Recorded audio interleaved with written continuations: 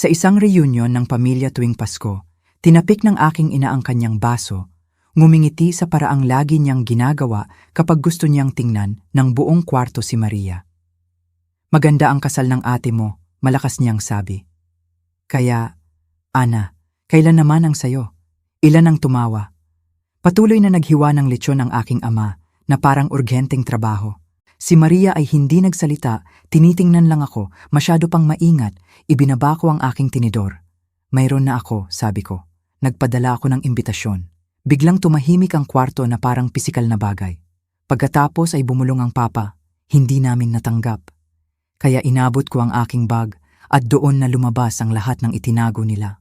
Habang lumalaki, natutunan ko ng maaga na mahilig ang pamilya ko sa simetriya, perpektong litrato, perpektong milestone, perpektong kwento para sa iba. At sa bawat isa sa mga kwentong iyon, si Maria ang sentro. Hindi ako naging mapait noong bata pa. Akala ko lang ganoon ang pamilya. Isang anak ang nagniningning, ang isa ay gumagawa ng espasyo. Nang magbinata na kami, hindi na pattern ang pattern. Ito ay istruktura, sistema. Inayos ng aking ina ang buhay ni Maria na parang bagong showroom collection, mga klase sa sayaw, cheerleading tryouts, buong gallery ng mga award na nakasabit sa hallway. Tuwing may sarili akong sandali, science fair ribbons, acceptance letter sa universidad, ngingiti ng mahinahon ng mama at tatanungin kung pwede ko bang kunan ng litrato mamaya dahil kailangan niya ng magandang ilaw para sa bagong headshot ni Maria. Hindi ko sinira ang cycle. Inangkop ko ito.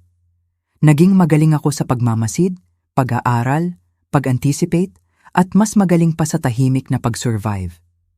Binago ako ng Baguio, gayunpaman. Ang paglipat ng 3 oras palayo para sa trabaho ay hindi rebelyon. Ito ay oxygen. Nagtayo ako ng buhay. Pinili ko ang maliit na apartment na may matataas na bintana, tambak ng research notes kahit saan, mga damit na amoy kape na ginagawa ni Juan tuwing umaga. Ang trabaho ko sa pagsusuri ng tubig at environmental data ay hindi maaaring mag-impress sa mga taong gusto ng aking ina na i-impress, pero mahalaga ito. May ses ito sa akin, at si Juan, nakita niya ako sa paraang hindi man lang sinubukan ng aking pamilya. Nakikinig siya, nagbibigay pansin, naalala niya ang mga bagay. Napansin din ako ng kanyang pamilya, hindi dahil nag-perform ako para sa kanila, kundi dahil nagmamalasakit sila. Sa unang pagkakataong niyakap ako ni Helena, hindi siya agad bumitaw tulad ng ginagawa ng aking ina na parang natapos na ang pag-check ng box. Talagang niyakap niya ako ng mainit at sigurado. Tinanong niya ang tungkol sa trabaho ko. Naalala niya ang mga detalye, si Roberto rin. Hindi sila perpektong tao, pero naroroon sila at bago yon. Kaya, nang mag-propose si Juan sa isang maulap na umaga ng Hunyo sa tabing dagat, sinabi ko agad na oo nang walang pag-aalangan.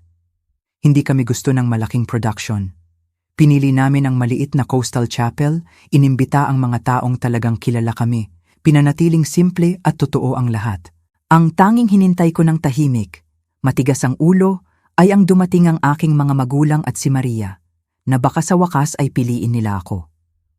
Ako mismo ang nag-design ng mga imbitasyon, ipinrint ng maaga, at ipinadala ng may signature required dahil alam ko ang ugali ng pamilya ko sa pagkawala ng mga bagay na hindi useful sa kanila.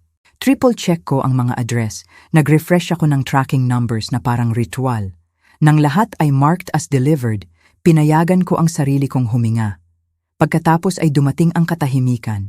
Walang tawag, walang text, kahit casual na congrats sa family group chat. Lumipas ang mga linggo, lumipas ang kasal, at wala pa rin. Sinabi ko sa sarili ko ang daan-daang kwento para hindi harapin ang katotohanan. Baka nagkamali ang mail. Baka nagpaplano sila ng surprise. Baka naghihintay sila ng tamang oras. Pero sa kaibuturan, isang mas malamig na thought ang lumago. May hindi gusto na makita ang mga imbitasyong iyon. At hindi ko alam kung gaano ako tama hanggang sa gabi ng reunion sa Pasko. Ang katahimikan pagkatapos ng kasal ay hindi lang nanatili doon. Lumaki ito, sumiksik sa bawat sulok ng buhay ko na parang mabagal na tagas. Sa una, naghintay ako. Masyado pang abala ang mga tao, sabi ko sa sarili. Tatawag sila. Magte-text sila. Magtatanong man lang sila kung bakit hindi nila natanggap ang imbitasyon. Pero naging linggo ang mga araw at ang katahimikan ay naging mas mabigat, intentional. Sinubukan kong makipag-ugnayan. Ang tawag sa aking ina ay napunta sa voicemail. Ang message sa aking ama ay nakatanggap ng mahinahon na, "Tatawag ako mamaya," na hindi dumating. Ang group chat, iyong mayroon kami mula nang nasa kolehiyo ako, hindi na ipinakita ang aking pangalan doon. Hindi ako inalis ng malakas. Ako ay burado ng tahimik. Binanggit ko ito kay Juan isang gabi habang naghuhugas ng pinggan, sinusubukang maging casual. Baka glitch lang, sabi ko. Bagaman niloko ako ng aking boses. Pinatuyo niya ang kanyang mga kamay. Tiningnan ako at tinanong, "Ana, nag-reply ba sila kahit minsan sa mga imbitasyon?"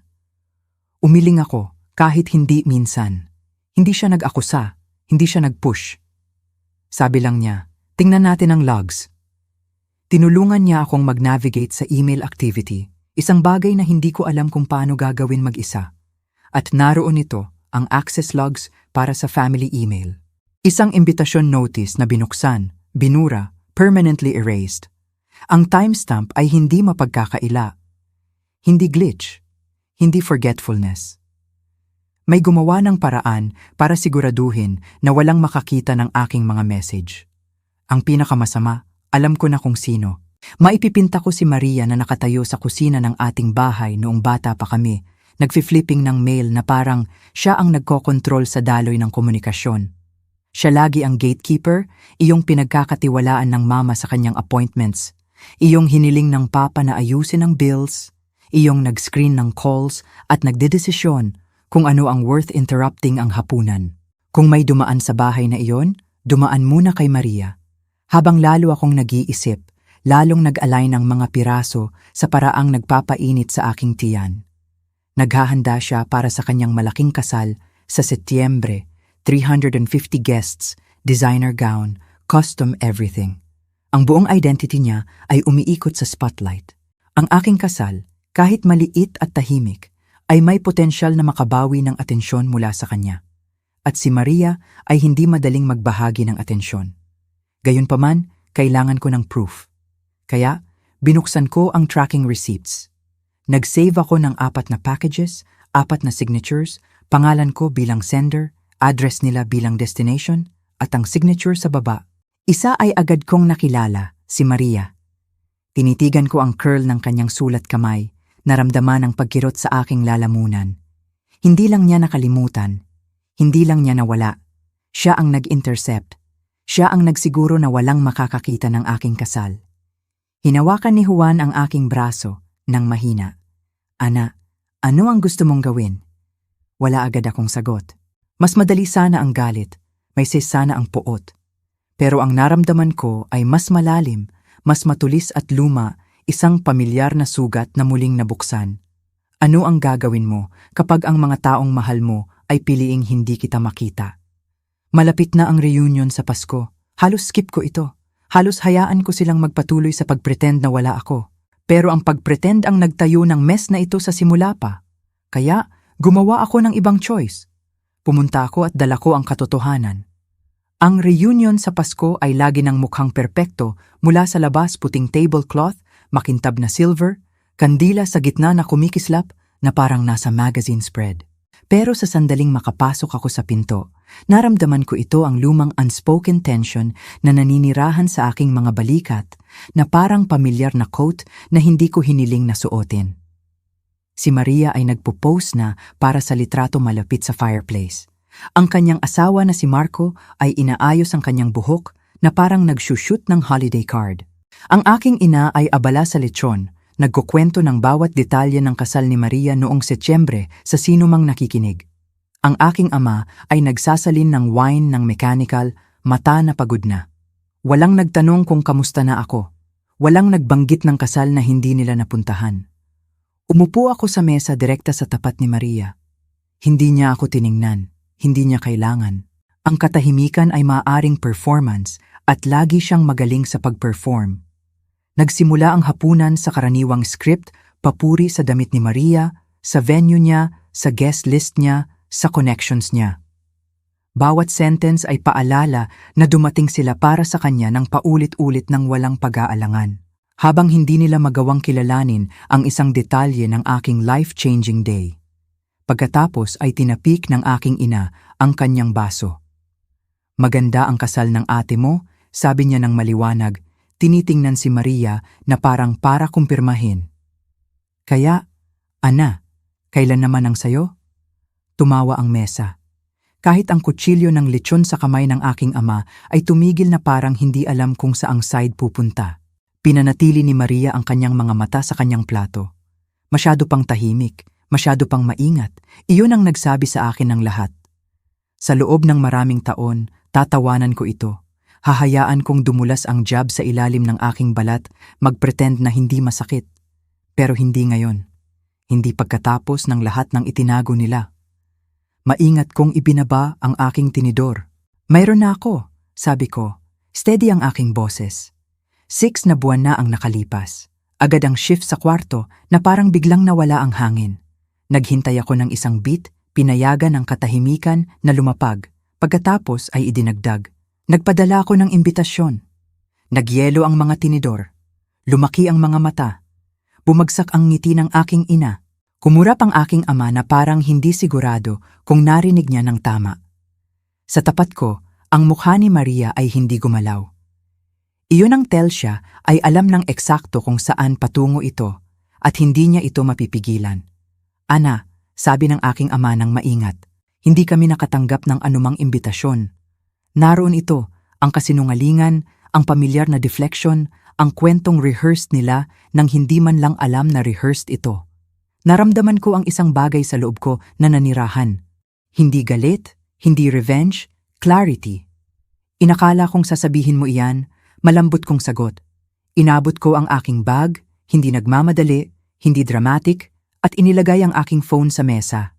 Kumikinang ang screen, sumasalamin sa stemware, ang ilaw ng kandila na nahuhuli sa mga gilid nito na parang talim. Bawat pares ng mata ay nakatuon dito. Ito ang line na hindi ko pa nasubukan. Ang boundary na hindi ko pa nagawa. Ang sandali na tumigil ako sa pagpayag na muling isulat ang sarili ko.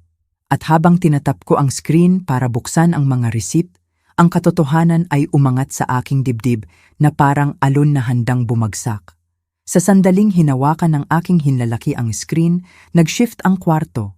Hindi malakas, hindi chaotic. Tahimik sa paraang tahimik ang bagyo bago sirain ang coastline. Binuksan ang mga receipt sa maayos na listahan. 4 na deliveries, 4 na signatures, lahat marked received. Ni-zoom ko ang una at iniikot ang phone para makita ng buong mesa. Ang looping confident signature sa baba ay hindi mapagkakaila. Maria. Mahina akong hingal ng aking ina, ang kanyang kamay ay lumipad sa kanyang bibig. Sumandal ang aking ama na parang kailangan niyang makita ang katotohanan ng malapitan o hindi ito bilang. Si Marco ay nanigas sa kanyang upuan. Ang kanyang mga mata ay lumilipat mula sa screen patungo sa kanyang asawa, na parang biglang may nagsalita ng wika na hindi niya maintindihan na alam niya. Si Maria ay hindi gumalaw. Ang kanyang mukha ay hindi man lang kumurap. Naramdaman ko ang aking pulse sa aking mga daliri, pero lumabas ang aking boses ng calm, masyado pang calm. "Ito ay delivered noong Abril 23, sabi ko. Lahat ng 4 na imbitasyon signed for ni Maria. Mulig na katahimikan ulit. Pero sa pagkakataong ito, hindi surprise. Ito ay exposure. Ana, bumulong ang aking ama ito. Ito ay siguradong mali. "Hindi," sabi ko, nag-swipe sa susunod na screenshot. Ito ang tracking log mula sa Postal Service. Priority mail. Signature required. Lahat confirmed. Lahat delivered. Nag-pause ako, pagkatapos ay tahimik na idinagdag, at lahat intercepted. Umiling ang aking ina. Hindi. Walang sense iyan. Hindi gagawin iyan ni Maria. "Oo, tumigil." Sabi ko ng mahina. Hindi harsh. "Just done." Lagi mong sinasabi kung ano ang hindi gagawin ni Maria, pero hindi mo tinitingnan kung ano ang talagang ginagawa niya. Iyon ang landed. Nagyelo ang aking ina. Sa wakas ay nagsalita si Marco, ang kanyang boses mababa. "Maria, ikaw ba ang nag-sign para dito?" Kumurap si Maria. Hindi mabagal, hindi thoughtful, pero mechanical, na parang sinusubukang i-reboot ang kanyang expression. Hindi ko naalala. Baka minsan ako ang kumuha ng mail, pero hindi ko nakita ang anumang imbitasyon. Nanahimik ako. Matagal ko nang natutunan na ang katahimikan ay minsan mas malakas kaysa anumang akusasyon, kaya pinayagan ko itong manatili. Ang aking ama, matigas na tinitingnan si Maria, ngayon ay nagsabi, "Hindi mo nakita ang 4 na packages mula sa iyong kapatid. Sa paligid ng oras na alam mong engaged siya, hindi ko trabaho na i-track ang mail ng lahat." Mabilis na sagot ni Maria ang unang crack sa kanyang composure, matulis na sapat para makahiwa. Mali ang move. Inabot ng aking ina patungo sa kanya. "Sweetheart, hindi," sabi ko. Ang aking boses pa rin calm. "Hayaan mo siyang magsalita. Siya ang nagsalita sa loob ng maraming taon." Tinitigan ako ni Maria ng masama. Ano ang ibig sabihin niyan? Hindi ko sinagot ang tanong. Nag-swipe ako sa huling screenshot, ang email log na tinulungan akong i-access ni Juan. Ito, tahimik kong sabi, ay ang activity log para sa family email account. Ang wedding announcement email na ipinadala ko noong Abril ay binuksan mula sa bahay na ito, pagkatapos ay agad binura. Tumigas ang panga ng aking ama. Sino ang may access sa account na iyan? Alam ng lahat sa mesa ang sagot. Lagi nang alam ng lahat ang sagot. Sa wakas ay sumabog si Maria. Hindi ko binura ang anumang sabi niya masyado mabilis. Inikiling ko ang aking ulo. Kung gayon, bakit ipinapakita nito ang iyong device ID? Bumuka ang kanyang bibig, sumara, bumuka ulit. Baka naklik ko ito ng aksidente. Hindi ko alam. Bakit mo ako inaatake? Hindi kita inaatake, sabi ko. Ipinapakita ko lang kung ano ang ginawa mo. Malakas na hingal ng aking ina. Bakit gagawin iyan ni Maria kailanman na itago ang iyong imbitasyon? Bakit niya sasabotahe ang iyong kasal? Ridiculous iyan. Naroon ito, ang sentence na pinipino niya sa buong buhay ko. Ang defense na ginamit niya para sa bawat bruise na iniwan ni Maria sa akin. Bakit? Ulit ko. Dahil ang aking kasal ay nangyari noong Hunyo, ang kanya ay noong Setyembre. Humarap ako kay Maria, dahil ayaw mong may mag-usap tungkol sa akin bago sa iyo. Napangiwi si Maria na parang sinampal ko siya ng katotohanan na sinusubukan niyang takasan. Insane iyan, hissing ni Maria. Lagi mong tinutwist ang mga bagay para magmukha akong masama. Hindi, sabi ko, steady ang boses. Ginawa mo yan sa sarili mo. Nag-scrape ang upuan ni Marco sa sahig habang tumayo siya. Maria, totoo ba ito? Tinitigan niya ang kanyang napkin, nanginginig ang kanyang hininga. Hindi ko ito ay lahat ay lagi nang iniisip na si Ana ay sobrang innocent. Hindi niya kailangan ng anumang bagay. Hindi niya gusto ng anumang bagay. Hindi niya sinisira ang anumang bagay para kanino man. Siya ay umiiral lang at nagpaparamdam sa lahat kung ano ang malambot kong tanong. Nagpaparamdam sa lahat kung ano ang tumayo siya ng mabilis. Magpaparamdam ng guilt, magpaparamdam ng small, magpaparamdam na parang hindi niya kailangang mag-try. Naroon ito, ang tunay na confession, hindi tungkol sa mga imbitasyon, kundi tungkol sa bawat taon bago sila. Bahagyang sumandal ako. Kaya, itinago mo ang aking kasal dahil ano? Dahil tahimik ito. Dahil hindi ito nakipag-compete sa iyong 6 na tier cake at rented string quartet. Hindi iyan, hingal niya. Pero ang katotohanan ay nakasabit na sa hangin na parang usok. Ana, desperado, sabi ng aking ama. Hindi namin alam. Kung alam namin, pupunta kami. Pupunta kayo? Tinapos ko para sa kanya. Pagkatapos ng maraming taon ng pag-miss ng bawat milestone. Pagkatapos ng pagkalimot ng bawat birthday. Pagkatapos siguraduhin na ang needs ni Maria ay lagi munang unang, isinara niya ang kanyang mga mata. Nag-twist ang mukha ng aking ina. Hindi mo maaaring ilagay lahat iyan sa amin. Ginawa namin ang best namin. Hindi, sabi ko. Ginawa ninyo ang best ninyo para kay Maria. Para sa akin, ginawa ninyo ang bare minimum at tinawag itong fairness. Biglang umupo si Maria. Bumagsak ang kanyang mga balikat. Kahit siya ay hindi makapagtanggol doon. Ang bigat ng mga dekada ay pumindot sa aking dibdib. Hindi na bilang grief, kundi bilang clarity. Tiningnan ko silang bawat isa, ang mga taong tahimik kong hiniling sa loob ng maraming taon na makita ako. At sa wakas ay sinabi ko ang katotohanan. Hindi ko nawala ang pamilya ko ngayong gabi. sabi ko. Tumigil lang ako sa pagpretend na mayroon ako. Hingal ng aking ina.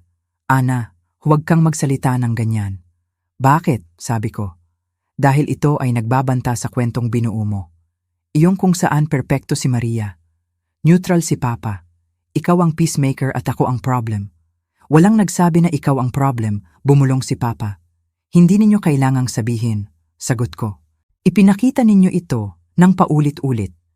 Lumubog si Marco pabalik sa kanyang upuan na parang pinapanood ang mga piraso ng kanyang marriage na muling inaayos sa hugis na hindi niya kilala. Bumulong si Maria, Ana, please. Iyong salitang please ay nagdadala ng maraming tao ng takot, guilt, at biglang realization na nawala ang kanyang control. Dahan-dahan akong tumayo, itinulak ang aking upuan, pabalik ng mahinang scrape.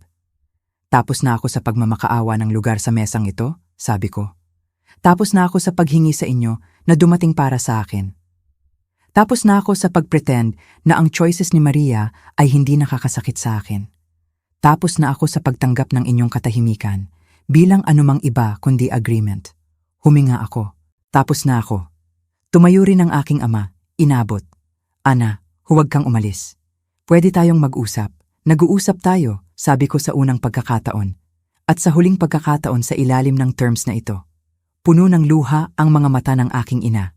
Pwede nating ayusin ito. Hindi ninyo maayos ang hindi ninyo kinikilala, sagot ko. At tinanggihan ninyo sa loob ng maraming taon. Kinuha ko ang aking coat, pakiramdam mas magaan sa bawat inch. Isinampay ko ito sa aking mga balikat. Habang naglalakad ako patungo sa pinto, narinig ko si Maria na humihikbi ng tahimik. Narinig ko ang aking ina na bumubulong ng aking pangalan na parang plea. Narinig ko ang aking ama na nagsabi, dapat nag-check kami, dapat nagtanong kami. Pero ang kanilang remorse ay hindi na responsibilidad ko. Binuksan ko ang pinto. Pumasok ang malamig na hangin at nagpause ng sapat para sabihin, hindi ninyo na-miss ang aking kasal. Pinili ninyong hindi makita ito. Pagkatapos ay lumabas ako, pinayagan ng pinto na magsara sa likod ko. Hindi malakas, hindi dramatic, just firmly. Isang clean final line na iginuhit at sa unang pagkakataon sa buhay ko, ang katahimikan na sumunod ay akin. Binuksan ni Juan ang pinto bago pa ako makarating doon na parang nakikinig siya sa aking mga yapak.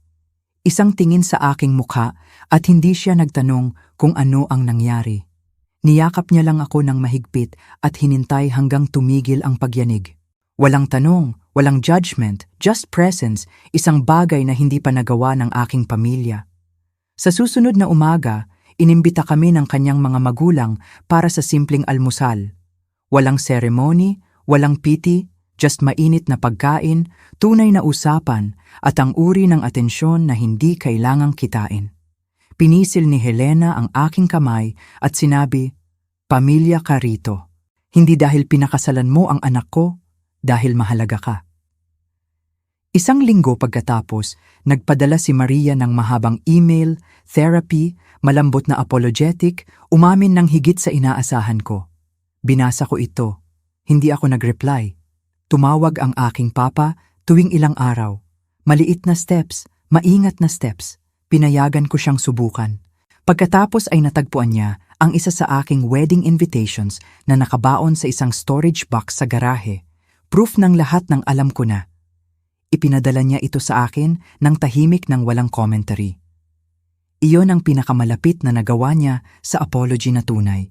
Hindi kailanman nag-reach out ang aking ina. At sa unang pagkakataon, ang absence na iyon ay hindi pakiramdam na sugat. Pakiramdam ito na sagot. Dati ay naniniwala ako na ang pamilya ay isang bagay na pinoprotektahan mo kahit ano ang halaga sa'yo. Pero nakatayo sa aking sariling tahanan ngayon, si Juan na nagluluto ng hapunan. Tawa na lumulutang mula sa mga kaibigan na pumipili sa akin araw-araw, sa wakas ay naintindihan ko ang katotohanan. Ang pamilya ay hindi kung sino ang magkaparehong dugo mo. Ito ay kung sino ang dumadating. Ito ay kung sino ang nakikinig.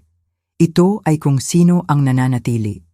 At minsan ang pinakamatapang na bagay na maaari mong gawin ay lumayo sa mga taong hindi natutong hawakan ka. Kung may bahagi nito na pamilyar, Sabihin mo sa akin kung saan ka nanonood at ibahagi ang iyong kwento sa baba. At huwag kalimutang mag-subscribe para sa susunod